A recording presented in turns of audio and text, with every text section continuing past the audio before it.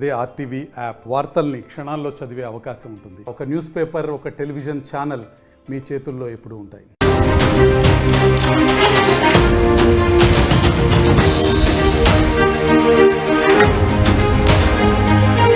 Big breaking news చూస్తున్నారు.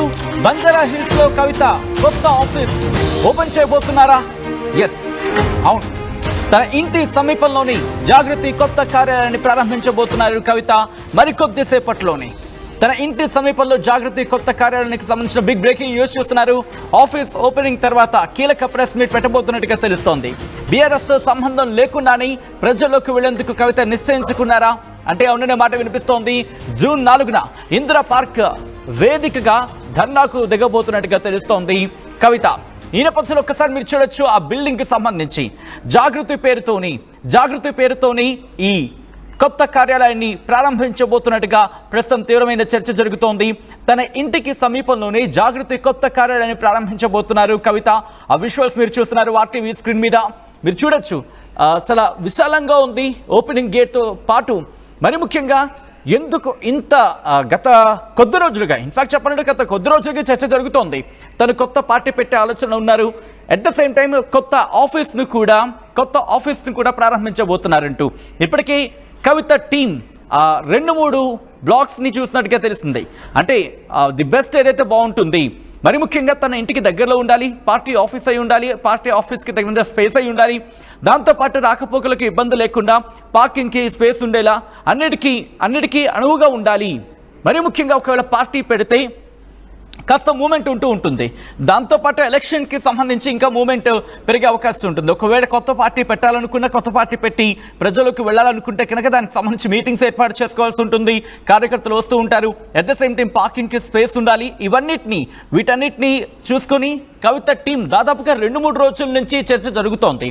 But on record కావచ్చు, లేకపోతే ఎక్కడ కూడా అఫీషియల్గా చెప్పకపోయినప్పటికీ ఈ ఏర్పాట్లు అయితే జరుగుతున్నాయి. కవిత టీం దీని మీద గత 2-3 రోజులుగా ప్రయత్నిస్తూనే ఉంది. మీరు చూడొచ్చు, పూర్తిగా ఎంట్రన్స్ గేట్ ఇది. ప్రస్తుతానికి ఎవరిని కూడా లోపలికి వెళ్ళనివ్వని పరిస్థితి అయితే ఉంది.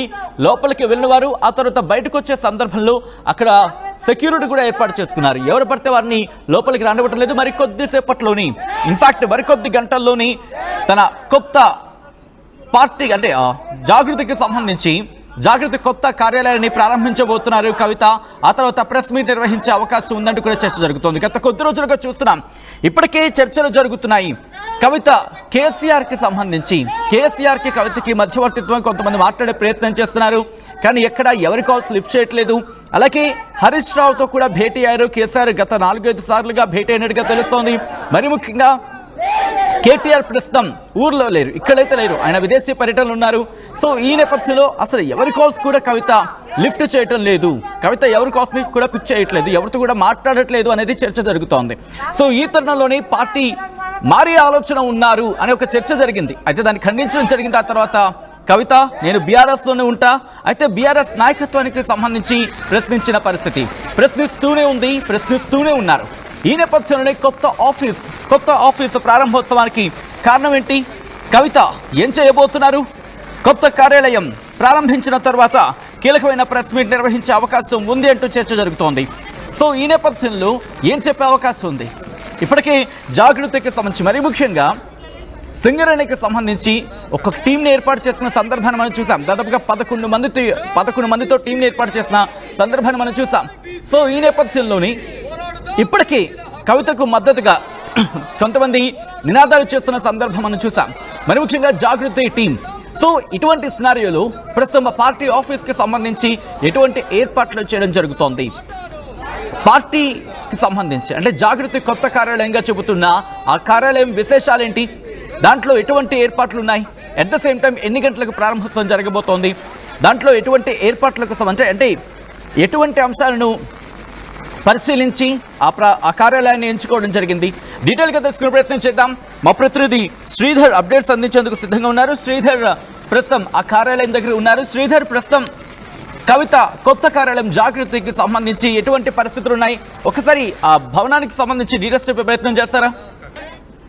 మరి కాసేపట్లో ఎమ్మెల్సీ కవిత జాగృతి కొత్త ఆఫీస్ను కూడా ప్రారంభించన్నారు. ఈ ఆఫీస్కు సంబంధించి మాత్రం ఇప్పటికైతే కవిత దూకుడు పెంచింది. ఒకవైపు పాత ఆఫీసు స్థానంలో కూడా పాత ఆఫీస్ తరపున కొత్తగా ఆఫీస్ తెరవాలని కూడా ఒకవైపు డిసిషన్ తీసుకుని తన ఇంటి నివాసం పక్కనే బంజారాహిల్స్లో ఉన్నటువంటి బిల్డింగ్లో కూడా ఇక నుంచి జాగృతి కార్యక్రమాలు కూడా జరగనున్నాయి. దానికోసం కూడా ఆఫీస్ కేటాయించింది. 4 గంటలకు కూడా ఒకవైపు కూడా ఈ ఆఫీసు ప్రారంభానికి ముహూర్తం కూడా పెట్టింది. ప్రస్తుతం మనం ఆ బిల్డింగ్కు సంబంధించినటువంటి బిల్డింగ్ ముందున్నాం. ఆ బిల్డింగ్ G+1గా ఉన్నటువంటి బిల్డింగ్ ఏదైతే ఉందో ఇందులోనే ఇక నుంచి జాగృతి కార్యక్రమాలు కూడా నిర్వహించనున్నారు. కొద్ది సేపట్లో అంటే 4 గంటలకు అసలు ముహూర్తం పెట్టి ఎమ్మెల్సీ కవిత కూడా ఒకవైపు ఈ బిల్డింగ్ను ప్రారంభించారు. ఇక్కడే G+1లో ఉన్నటువంటి ఈ బిల్డింగ్ ఏదైతే ప్రస్తుతం మనకు విజువల్లో కనిపిస్తుందో ఈ బిల్డింగ్కు సంబంధించి గ్రౌండ్ ఫ్లోర్ మొత్తానికి ఎవరైనా కార్యకర్తలు వచ్చినా కలవడం మరి ఆ మీడియా సంబంధించినటువంటి ఆ సమావేశాల కోసం ఏర్పాటు చేసినటువంటి హాలు అటువంటి కార్యక్రమాలన్నీ కూడా ఈ బిల్డింగ్లోనే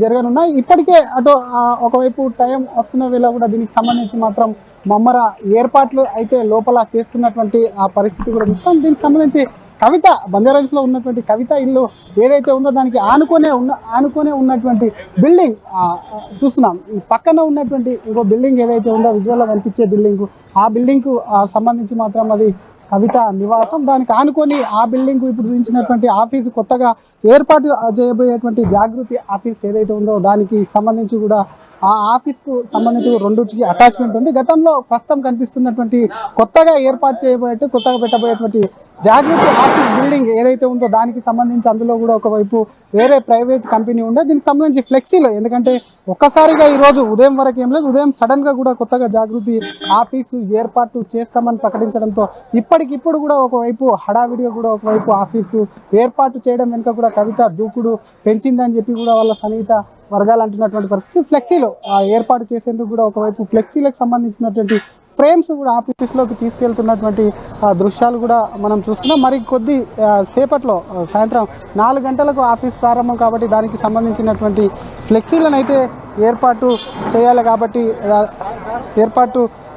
కాబట్టి దానికి సంబంధించి మాత్రం మమ్మరంగా కూడా ఒకవైపు ఏర్పాట్లు జరుగుతున్నాయని చెప్పొచ్చు. ఇంకొక వైపు అటు కవితకు సంబంధించినటువంటి ఇప్పటికటు బీఆర్ఎస్ నేతకు సంబంధించి బీఆర్ఎస్ నేతలందరినీ కూడా ఒకవైపు అందరిపైన కూడా విమర్శలు చేస్తున్నటువంటి సిచ్యువేషన్ చూసాం. దానికి సంబంధించి కూడా జాగృతి కార్యక్రమాల్లో భాగంగా మొన్న సింగరేణికి సంబంధించినటువంటి సింగరేణి జాగృతిని కూడా ఏర్పాటు చేసి అక్కడ కమిటీని కూడా వేసినటువంటి సిచ్యువేషన్ ఉంది. గతంలో పార్టీకి ప్యారలల్గా ఒకవైపు జాగృతి నడిచింది, దానికి జాగృతి అధ్యక్షురాలుగా కూడా కవిత ఉంది. తర్వాత జాగృతి క్లోజ్ అయింది, జైలు నుంచి వచ్చాక మళ్ళీ జాగృతి ప్రారంభిస్తున్నామని ప్రకటించింది. జాగృతి కార్యక్రమాలు కూడా చేసింది. ప్రధానంగా ఈ ఆఫీస్ ఏర్పాటు చేయడానికి కారణం కేసీఆర్కు నోటీసులు రావడంతో కూడా జూన్ 4వ తేదీన జాగృతి ఆధ్వర్యంలో ఇందిరా పార్క్ వద్ద అటు కేసీఆర్కు అటు కాళేశ్వరంకి సంబంధించినటువంటి నోటీసులు కమిషన్ నోటీసులు అందడంతో దానికి వ్యతిరేకంగా కూడా ఒకవైపు కూడా అటు ధర్నా నిర్వహిస్తాం పెద్ద ఎత్తున కాబట్టి దానికి సంబంధించి అప్పటి వరకు కూడా జాగృతి కార్యక్రమాల కోసం కూడా ఒకవైపు ఆఫీసు ఏర్పాటు చేయాలి కాబట్టి జూన్ 4వ తేదీ నిర్వహించేటువంటి ధర్నా ఎక్కువ రోజులు లేదు కాబట్టి మళ్ళీ ఎల్లుండికి సంబంధించి మాత్రం ఒకవైపు తెలంగాణకు సంబంధించినటువంటి దినోత్సవం అది తెలంగాణ అవతరణ దినోత్సవం దానికి సంబంధించి వీటిని దృష్టిలో పెట్టుకొని ఆఫీస్ అయితే ఏర్పాటు చేస్తాం. చూసాం 2 బిల్డింగ్లు ఒకసారి చూపించేటువంటి ప్రయత్నం చేద్దాం. కనిపిస్తున్న విజువల్లో కనిపిస్తున్నప్పుడు బిల్డింగ్ అది కవిత నివాసం ప్రస్తుతం కనిపిస్తున్నటువంటి బిల్డింగ్ అది నివాసానికి సంబంధించి దానికి పక్కనే అంటే అటాచ్డ్గా ఉన్నటువంటి బిల్డింగ్ ఏదైతే ఉందో అది కవిత నివాసానికి ఆనుకొని ఉన్నటువంటి ఈ బిల్డింగ్లో కూడా మరి జాగృతి కార్యక్రమాలు అయితే నిర్వహించబోతున్నారని చెప్పాలి. అటు బీఆర్ఎస్కు సంబంధించినటువంటి బీఆర్ఎస్లో కూడా ఒకవైపు బీఆర్ఎస్కు సంబంధించి కవిత ఎమ్మెల్సీగా ఉన్నారు. మరి జాగృతి కార్యక్రమాలు కూడా ఒకవైపు విస్తృతంగా ముమ్మరం చేస్తున్నటువంటి పరిస్థితి ఉంది. మరి బీఆర్ఎస్ పార్టీలో ఉన్నటువంటి కేసీఆర్ కానివ్వండి హరీష్ రావులకు సంబంధించి కూడా ఒకే అటు కేటీఆర్ హరీష్ రావుకి సంబంధించి కూడా ఇప్పటికే వారిపైన అనేక విమర్శలు చేస్తున్నారు. కేవలం కేసీఆర్ మా నాయకుడు అటు బీఆర్ఎస్ బీజేపీతో కలిసేందుకు కూడా కుట్రలు జరుగుతున్నాయని కవిత ఆరోపణలు చేసింది. అలాగే తన తండ్రి చుట్టూ దయ్యాలు ఉన్నారు కాబట్టి దానికి సంబంధించి ఇటువంటి పార్టీ పైన చేసినటువంటి విమర్శలు ఆరోపణలు ఏవైతున్నాయో వాటి వల్ల బీఆర్ఎస్ ప్రస్తుతం కూడా ఒకవైపు కూడా పెద్ద ఎత్తున అల్లకల్లోలం జరుగుతుంది. మరొక వైపు కవిత కొత్త పార్టీ పెడతాదని చెప్పి కూడా పెద్ద ఎత్తున రాజకీయ వర్గాల్లో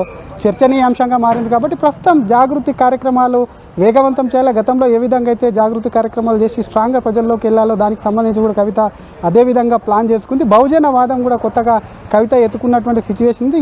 దీనికి సంబంధించి కూడా పార్టీకి కూడా బహుజనవాదం అసలు భౌగోళికంగా తెలంగాణ ఏర్పడ్డది కానీ ఇక అటు బహుజనుల్లో కూడా ఏమీ న్యాయం జరగలేదు అనే విధంగా మాట్లాడుతుంది. కాబట్టి కొత్త పార్టీ అని ఒకవైపు మరి కాంగ్రెస్ అని చెప్పి కాంగ్రెస్లో చేరుతుందని ఒకవైపు ఇవన్నీ ఊహాగానాలు ఉన్నాయి. కాబట్టి వాటికి సంబంధించి ఇంకోవైపు పార్టీ నుంచి బీఆర్ఎస్ నుంచి కూడా దూతలు వచ్చి కవితను కూడా ఒకవైపు సంజాయించడానికి ప్రయత్నం చేస్తున్నప్పుడు కూడా వినట్లేదు. కాబట్టి ఈరోజు హడావిడిగా అయితే మరి దీనికి సంబంధించి మరి జాగృతి సంబంధించినటువంటి ఆఫీస్ ఏర్పాటు, ఎందుకంటే ఆ నివాసం పక్కనే ఉన్నటువంటి భవనంలోనే ఆఫీస్ ఏర్పాటు చేయడం కూడా పెద్ద ఎత్తున చర్చనీయాంశానికి దారితీస్తుందని చెప్పి చూస్తున్నాం. లోపల నుంచి ఆఫీస్ సంబంధించి ఎవరిని లోపలికి రానివ్వట్లేదు. ఆఫీసు ప్రారంభం అయ్యాకే కూడా ఆఫీసు ఉన్నటువంటి నమూనాకు సంబంధించి కానివ్వండి, ఆఫీసులో ఏర్పాటు చేసినటువంటి వాటిని కూడా మీడియా కూడా చూపించేటువంటి ప్రయత్నం చూపిస్తామని చెప్తున్నారు. ఈ బండి ఒకవైపు పెద్ద ఎత్తున ఫ్లెక్సీలకు సంబంధించి ఇప్పుడిప్పుడే ఏర్పాటు కూడా ఫ్లెక్సీలకు సంబంధించిన ఫ్రేమ్స్ వస్తున్నాయి, ఇంకో పక్క ఫర్నిచర్ కూడా వస్తుంది. కాబట్టి మరి ఇందాక చెప్పుకున్నట్టు ఏదైతే కవితకు సంబంధించినటువంటి జాగృతి కార్యాలయం ఉందో మరి పాత ఆఫీస్ కాకుండా మరి కొత్త ఆఫీస్ అయితే ఏర్పాటు చేస్తున్న ప్రధాన ఉద్దేశం రేపు ఎల్లుండి జరిగేటువంటి తెలంగాణ అవతరణ దినోత్సవాన్ని కూడా మరి ఈరోజు కవిత కూడా ఆఫీసు ప్రారంభం అనంతరం లేదా దానికన్నా ముందు మీడియాతో మాట్లాడి కార్యాచరణ ప్రకటించేటువంటి అవకాశం కూడా స్పష్టంగా కనిపిస్తుంది. మరొక భవిష్యత్తు కార్యాచరణ, ఎందుకంటే ధర్నాకు సంబంధించి 4వ తేదీన ధర్నా నిర్వహిస్తాం, కేసీఆర్కు నోటీసులు రావడం పట్ల కూడా దానికి నిరసన వ్యక్తం చేస్తూ కూడా ఇందిరా పార్క్ వద్ద ధర్నా ఉంటుంది 4వ తేదీన చెప్తుంది. మరొక పక్క భవిష్యత్ కార్యాచరణ ఇంకా జాగృతికి సంబంధించినటువంటి కమిటీలు కూడా చాలా ఉన్నాయి. కాబట్టి ఆ కమిటీలన్నింటినీ కూడా ఎప్పుడు ఏర్పాటు చేస్తారు, ఎవరెవరు నేస్తారనే ఒక కార్యాచరణ అయితే కూడా మరి ఈరోజు ప్రకటించేటువంటి అవకాశం ఉంది. మొత్తం మీద కవిత ఎపిసోడ్ తెలంగాణ రాజకీయాల్లో పెద్ద ఎత్తున బీఆర్ఎస్లో ఒకవైపు కూడా పార్టీని అల్లకల్లాలం చేసి పార్టీలో దుమారం రేపితే మరొక వైపు బీజేపీని కూడా గురిపేస్తుంటే ఇంకోవైపు కాంగ్రెస్ మాత్రం కవిత తీరుపైన విమర్శలు చేస్తున్న ఈ నేపథ్యంలో కవిత జాగృతి ఆఫీసు ఓపెనింగ్ అనేది కూడా ఖచ్చితంగా కూడా దీని వెనకాల కూడా రాజకీయంగా కూడా పెద్ద ఎత్తున్నటువంటి మార్పులు చేర్పులు జరిగేటువంటి అవకాశం ఉందని చెప్పి కూడా చాలామంది చర్చించుకున్నటువంటి సందర్భం ఉంది. మొత్తం మీద ఈరోజు కొత్తగా ఏర్పాటు చేయబోయేటువంటి జాగృతి ఆఫీస్ ఏదైతే ఉందో మరికొద్ది సేపట్లోనే ఇది ఓపెనింగ్ అవుతుంది. ఓపెనింగ్ కాదు, ఇక్కడ నుంచే కార్యక్రమాలు కూడా ఇక్కడ నుంచి జాగృతి కార్యక్రమాలు కూడా ఈ ఆఫీస్ నుండి కూడా జరగనున్నాయి. Cameraman గజపతో Sridhar, RTV,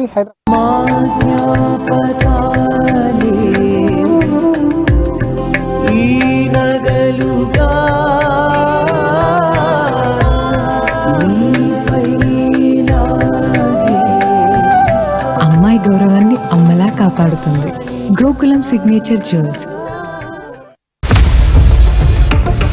India Pakistan ఉద్రిక్తతలపై లేటెస్ట్ అప్డేట్స్ కోసం డౌన్లోడ్ చేసుకోండి RTV లైవ్ యాప్.